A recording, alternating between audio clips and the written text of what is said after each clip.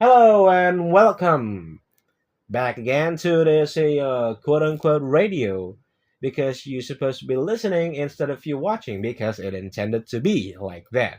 So, ladies and gentlemen, we're in the middle of the February, and till this day, I still haven't figured out the name of the show. So we're probably gonna stick with the quote unquote radio much longer or something because well, I'm just lazy to figure out names of this show and.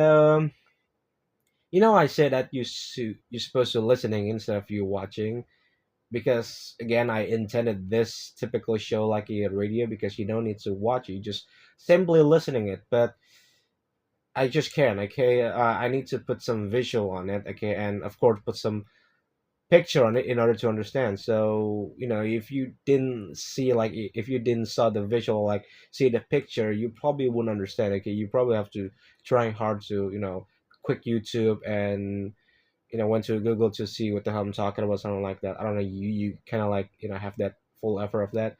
But ladies and gentlemen, even though I said that you intended to listen because I'm trying to make like your radio, I still need some picture and visual in order to understand, in order to you guys understand, to have some better context. Or like, oh, there you go. There's like that. You know, kind of like that. So it's basically a commentary channel. Okay, but that's why I call this thing quote unquote radio because this is not actual radio. It's just a video. Okay, it's not something that you can listening anymore. Okay, it's basically a online mixtape. That's what it is. So, ladies and gentlemen, enough for that. Enough for that kind of misleading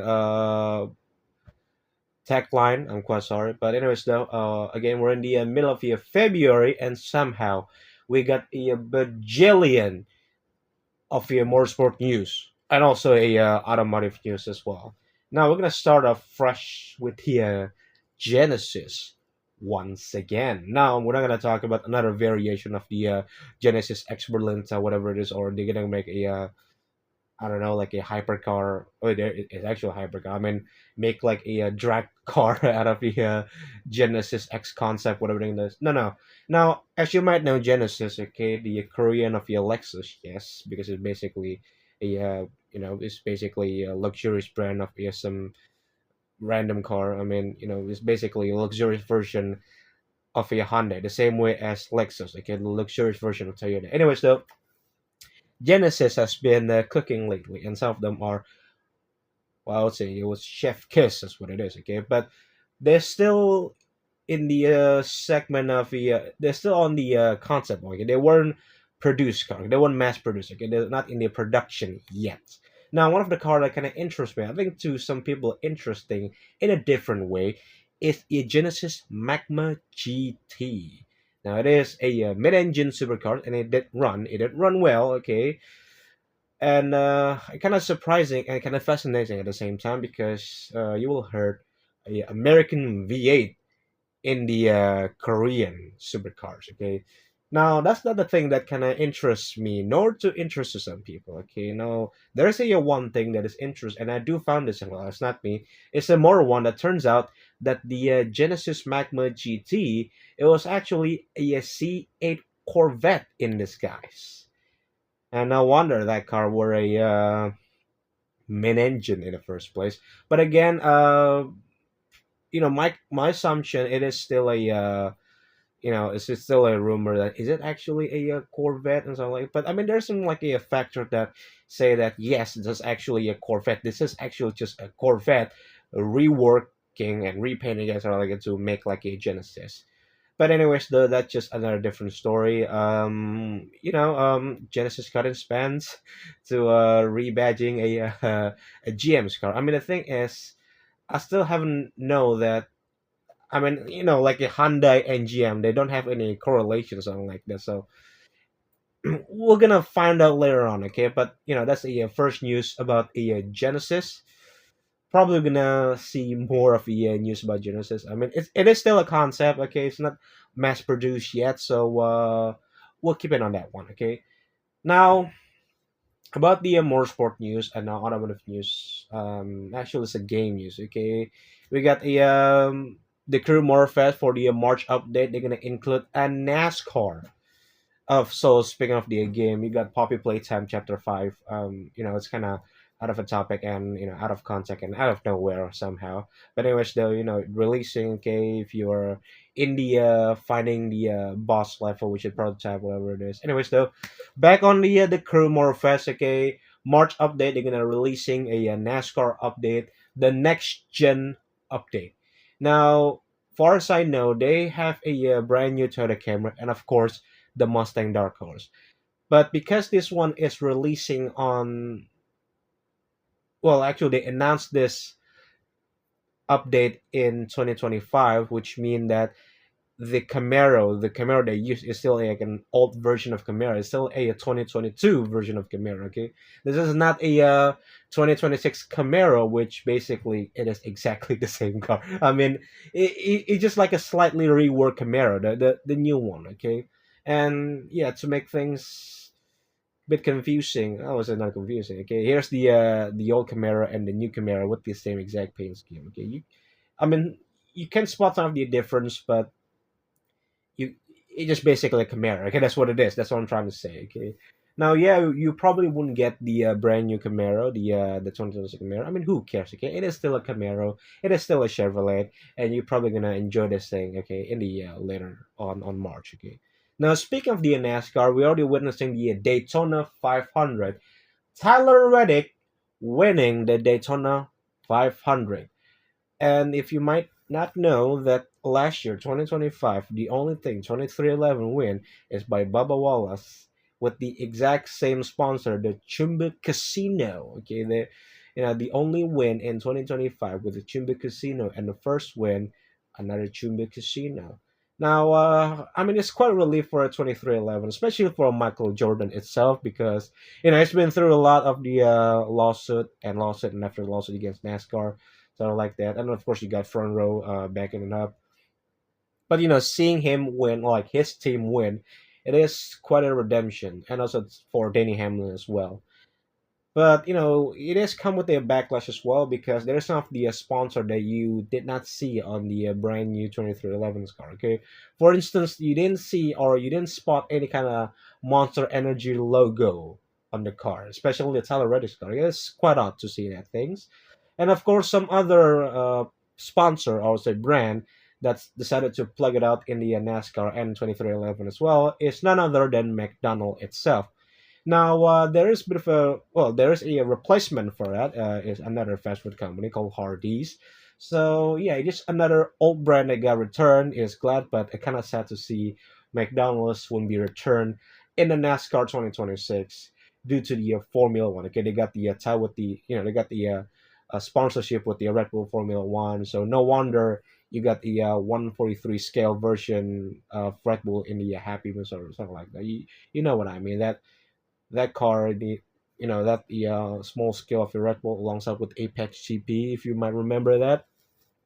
But anyways, though, I think that's it for the more sport because the main course of this quote unquote radio, I still remember that, it is a Formula One. Okay, the bajillion of news is from Formula One testing because we're arrived in Bahrain. Okay, and we can see some of the innovations, some of the actual car they're releasing. Okay, now it turns out that Alpine wasn't the only team that has some innovative, I would say, different mechanism for their active arrow, or at this point, it's a quote unquote DRS. I mean, it is still act as a DRS. It is basically a DRS, but they don't want to say a DRS because I don't know. I mean, but the thing is, Audi again they have a different mechanism of the active arrow for the real wing. It is slightly different as you might see on the video. Yes, you have to see the visual in order to understand. There you go. That's the difference between a regular, I would say, conventional active arrow wing. And speaking of the Audi, they have some of the interesting upgrade. I would say interesting side profile of the car. Now you remember the zero side pod from Mercedes back in 2022. Okay, it was quite shocking. Okay, when everyone full on fat mode with the gigantic, huge side pod, Mercedes decided to go. You know what? Let's go for a thin one. Okay, and it did go well, but the majority it didn't. Okay, now Audi they have like some interesting when it comes to like a side pod profile because in the front they kind of looks like it's a semi side like semi zero side pod, but at the same time in the side profile you can see that you get the massive side pod as well, like a massive coke bottle, whatever they call that thing. So one very interesting is basically two different design language back in the ground effect era merge it into a one new design language for Audi. I mean, look, I'm not an aero expert, but the thing is, it is quite fascinating, and it is quite radical. It was different to any other car, so let's see how it goes. And speaking of the active aero, recently Ferrari, yes, because Ferrari, it is the only team that kind of very focused, like really keen into like a 2026 regulation, and you get some of the innovative like in the exhaust version, like you got the little tip and the exhaust. Okay, and look, again, I'm not no aero expert, but you got the this new upgrade. And one very interesting part about the Ferrari is the active arrow again, because instead of like the usual up and down middle, middle and the typical thing like usual active arrow, it kind of flip. They can like they kind of flip the flappy things on the rear wing. So look look me explaining about the innovative of the active air in Formula One is like a dumbass trying to explain what airflow looks like. Okay? So it's basically me with my tinfoil hat trying to explain what is some things can achieve with this different mechanism. So you know what? I'm just gonna in for the visual, okay? And the different method of active aero for Ferrari, I don't know yet, but I'm looking forward for them, okay? Because they kind of the most serious team in the 2026 regulation, and I don't know, maybe this year is the Ferrari year. I don't know, something like that. But anyways, moving on into other teams, Mercedes. Now the compression trick, which it was a controversy for the first year in the 2026 regulation. I mean, when it comes to Formula One, because it's a big sport, always there'll be like a politics, controversy, some a loophole going around, and you got the trick compression by Mercedes. Now back before like all those shenanigans happens, okay, they got Red Bull powertrain Ford, and also Mercedes has to do like a trick compression, and some of them don't agree with that because somehow it's against the rule. And fast forward, somehow Red Bull is aligned with other teams that do not agree with the Mercedes trade compression. So maybe the Mercedes is the only one trying to defend themselves, or maybe some other cars that have a Mercedes power. Because if that was happen, possibility is a Mercedes power car wouldn't be in a Australian race, which is like there's probably no a Mercedes power car on the grid. It is basically like a Indianapolis 2005, where there is no car have like a Michelin tire.